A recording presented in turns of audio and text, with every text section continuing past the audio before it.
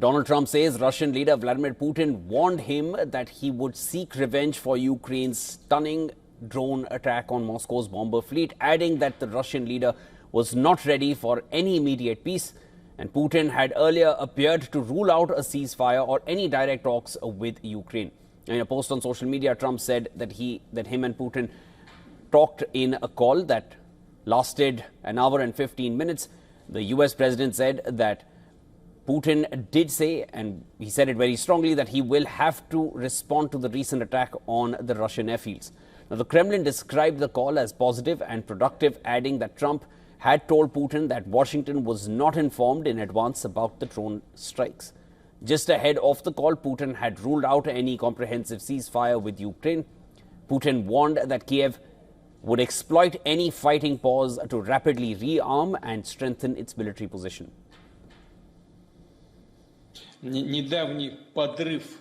They are asking for a summit meeting, but how can such meetings be held in these conditions? What is there to talk about? How can we negotiate with those who rely on terror? Ukraine's desperate push for an unconditional 30-day truce hit a brick wall during Monday's Istanbul peace negotiations, which took place just a day after Operation Spiderweb. Moscow's response was swift and brutal.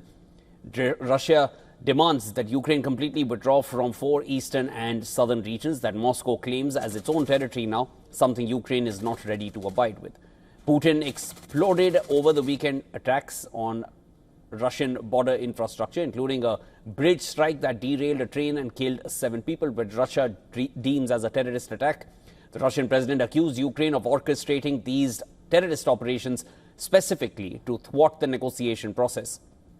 Now, Ukraine has released footage from its official Twitter handle showing how Ukraine executed its daring drone strikes inside Russia. The footage, the Ukrainian Defense Ministry shows how the drones zoomed in on the targets, how the drones pinpointed the weak points, the most vulnerable points on the Russian bombers, and destroyed them.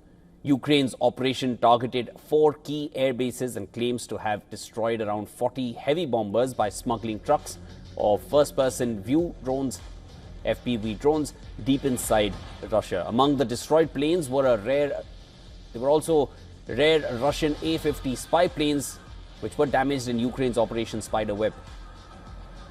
U.S. Special Envoy for Ukraine, Keith Kellogg, has issued an urgent warning that Ukraine's Operation Spiderweb risks triggering unpredictable and potentially catastrophic responses from Moscow. And I'm telling you, the risk levels are going way up.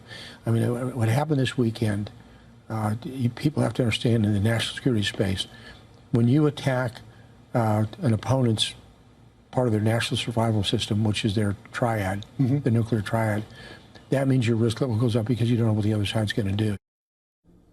And for more on this, our correspondent Susan Tehrani has sent us this report from New York. President Donald Trump held a 75-minute phone call with Russian President Vladimir Putin.